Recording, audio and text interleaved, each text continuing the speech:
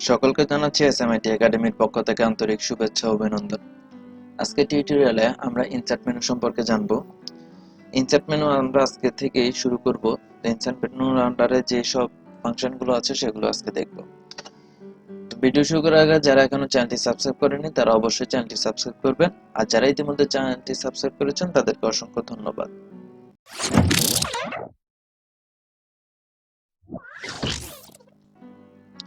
আমাদের ওয়ার্ড ফাইলটি ওপেন করছি। এটি হচ্ছে আমাদের ওয়ার্ড ফাইল। আমরা গত ক্লাসগুলোতে হোম মেনুর আন্ডারে যে সাবমেনুগুলো আছে বা হোম মেনুর সম্পর্কে বিস্তারিত আলোচনা করেছি। আমরা আজকের ক্লাসে ইনসার্ট মেনু সম্পর্কে জানব। তো ইনসার্ট মেনুর আন্ডারে যেসব জিনিসগুলো আছে আমরা প্রত্যেকটা খুব খুঁটিনাটি জানবো, কারণ এটি আমাদের খুবই গুরুত্বপূর্ণ। আমাদের মাইক্রোসফট ওয়ার্ডের জন্য আমাদের ইনসার্ট মেনুটা খুবই গুরুত্বপূর্ণ। তো আমরা আজকের টিউটোরিয়ালে যেটা দেখবো সেটা হচ্ছে ইনসার্ট মেনুর আন্ডারে এই যে পেজের যে অপশনটি সেটা দেখবো। তো পেজের মধ্যে সবার প্রথমে যেটা দেখবো সেটা হচ্ছে কভার পেজ। তো কভার পেজ কি জিনিস? আমাদের ডকুমেন্টকে সুন্দর করার জন্য বা ডকুমেন্টটা সুন্দরভাবে সাজানোর জন্য আমরা কভার পেজ ব্যবহার করতে পারি। কভার পেজ কিরকম? এটি হচ্ছে ধরুন আপনার ডকুমেন্ট, তো ডকুমেন্টের মধ্যে এটি হচ্ছে ডকুমেন্টের কভার।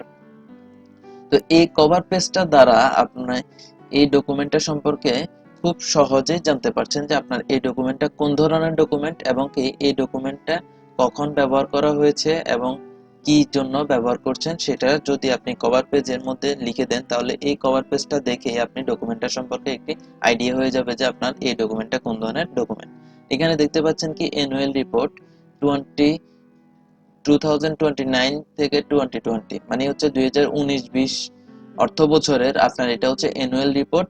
এখানে আপনার হেডিং দিচ্ছে আর এখানে হচ্ছে কি আপনার এই ডকুমেন্টের সম্পর্কে জাস্ট কয়েকটা লিখে দিচ্ছে। আর এখানে কি দেখতে পাচ্ছেন, এখানে কোম্পানি নেম, কোম্পানির লোগো।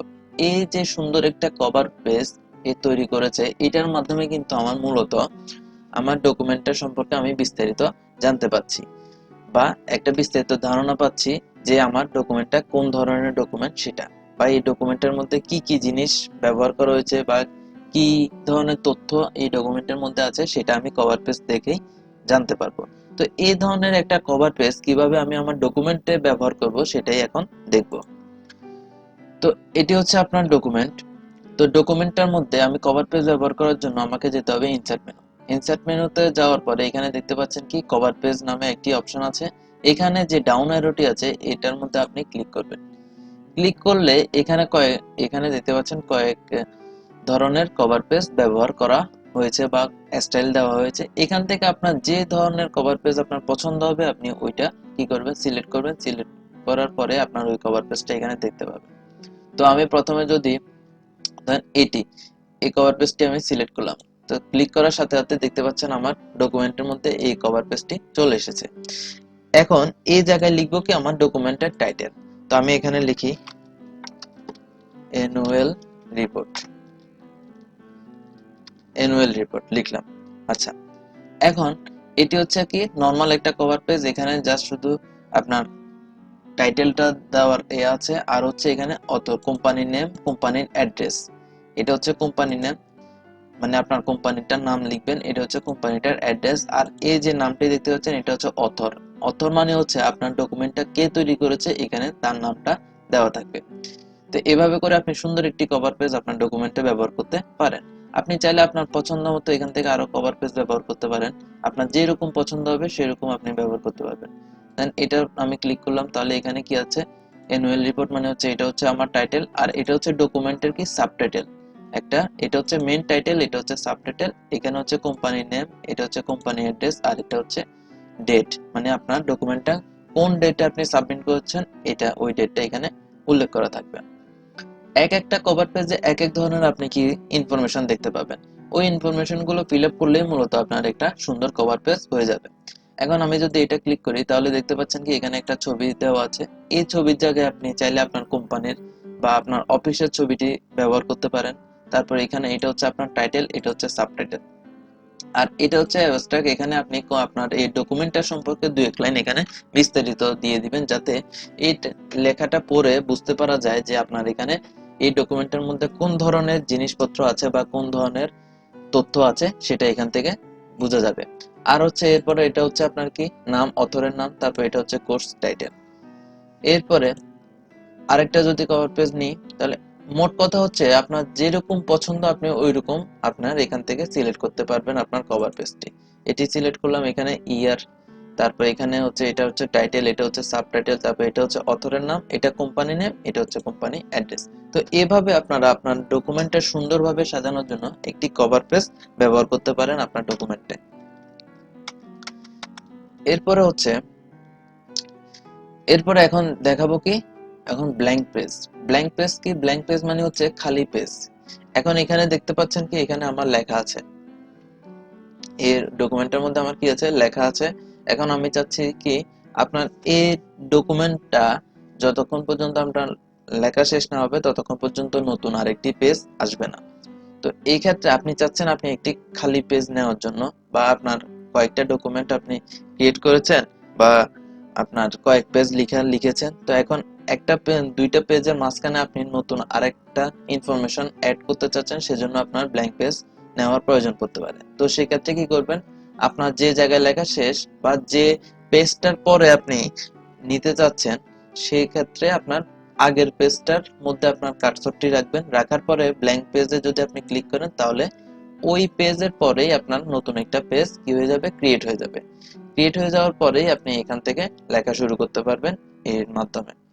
তো এটা হচ্ছে মূলত ব্ল্যাঙ্ক পেজের কাজ। আরেকটা হচ্ছে যে জিনিস, এরপরেরটা হচ্ছে পেজ ব্রেক। এটা খুবই গুরুত্বপূর্ণ। পেজ ব্রেক জিনিসটা কি? পেজ ব্রেক জিনিসটা কি সেটা যদি বোঝাতে চাই, এখানে দেখতে পাচ্ছেন এটা আপনার ডকুমেন্ট।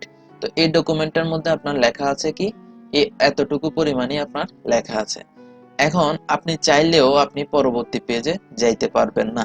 তো কি কারণে যাইতে পারবেন না? কারণ হচ্ছে আপনার লেখাটি সম্পূর্ণ কমপ্লিট হয়নি আপনার পেজের মধ্যে। যতক্ষণ পর্যন্ত আপনার লেখাটা সম্পূর্ণ ফিল আপ না হবে আপনার পেজটা, ততক্ষণ পর্যন্ত আপনি পরবর্তী পেজে যেতে পারবেন না। কিন্তু আমাদের মাঝে মধ্যে ডকুমেন্টের মধ্যে আমাদের এরকম লেখার প্রয়োজন পড়তে পারে, আমার এই ইনফরমেশনটা আমার এতটুকুতে শেষ, আমি নতুন আরেকটা ইনফরমেশন অ্যাড করব পরবর্তী নতুন আরেকটা পেজে।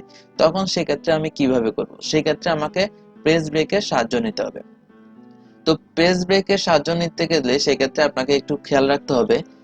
খেয়াল রাখার বিষয়টি হচ্ছে আপনার ডকুমেন্টের লেখাটা যে জায়গায় শেষ ওই জায়গায় আপনাকে কার্সর পয়েন্টারটা রাখতে হবে। কি কারণে কার্সর পয়েন্টার রাখতে হবে? কারণ হচ্ছে আপনার কার্সর পয়েন্ট যে জায়গায় থাকবে ওই জায়গা থেকে আপনার মূলত পেজ ব্রেকটা হবে, মানে কি ওই জায়গা থেকে আপনার পেজটা আলাদা হয়ে যাবে। তো এখন আমি যদি এই জায়গায় ধরেন এই মাছ বরাবর আমার কি হয়েছে, এই জায়গায় আমার কার্সরটি আছে। এখন সেই ক্ষেত্রে যদি আমি পেজ ব্রেক দিই তাহলে আমার কি হবে, এই যে ইন্ট্রোর পর থেকে মানে ইলেকট্রনিক যে ইয়াটা দেখতে পাচ্ছেন আমি এখানে সিলেক্ট করেছি, এর পর থেকে আমার কি হয়ে যাবে, পেজটা আলাদা হয়ে যাবে। তো আমি এখানে যদি রাখি, রাখার পরে পেজ ব্রেক দিলাম, তাহলে দেখতে পাচ্ছেন কি আমার যে জায়গায় কার্সরটি ছিল এর পরের থেকে আমার কি হয়ে গেল, পেজটা আলাদা হয়ে অন্য জায়গায় চলে গেল। তো আমি কন্ট্রোল জেড দিয়ে আবার আগের জায়গায় চলে যাচ্ছি। এখন সেজন্য পেজ ব্রেক করার ক্ষেত্রে আপনাকে অবশ্যই মাথায় রাখতে হবে আপনার যে জায়গায় থেকে আপনি পেজটা ব্রেক করতে চাচ্ছেন সে জায়গায় আপনার কার্সরটি রাখতে হবে। এখন আমি চাচ্ছি যে আমার এই লেখাটার পরে আমি পেজটা ব্রেক করব, সেই ক্ষেত্রে আমার লেখার পরে আমি কার্সরটা সিলেক্ট করব। কার্সর কিভাবে সিলেক্ট করব, আমি যে জায়গায় নিতে যাচ্ছি ওই জায়গায় মাউস পয়েন্টার নিয়ে ক্লিক করলে আমার কার্সরটা ওই জায়গায় সেট হয়ে যাবে। সেট হয়ে যাওয়ার পরে এখান থেকে আমি পেজ ব্রেকে যদি ক্লিক করি তাহলে আমার নতুন আরেকটা পেজ কি হয়ে গেল, ক্রিয়েট হয়ে গেল। এখন আমি চাইলে এখান থেকে এবার যে কোনো কিছুই এখান থেকে লিখতে পারবো। তো এভাবে আপনি পেজ ব্রেকের সাহায্য নিয়ে আপনার অর্ধেক ডকুমেন্ট মানে আপনার অর্ধেক পেজ থেকে আপনি নতুন আরেকটি পেজ তৈরি করতে পারবেন এভাবে। তো আশা করি আপনারা ভিডিওটি সম্পূর্ণ বুঝতে পেরেছেন। তো সবাই ভালো থাকবেন, সুস্থ থাকবেন, ধন্যবাদ।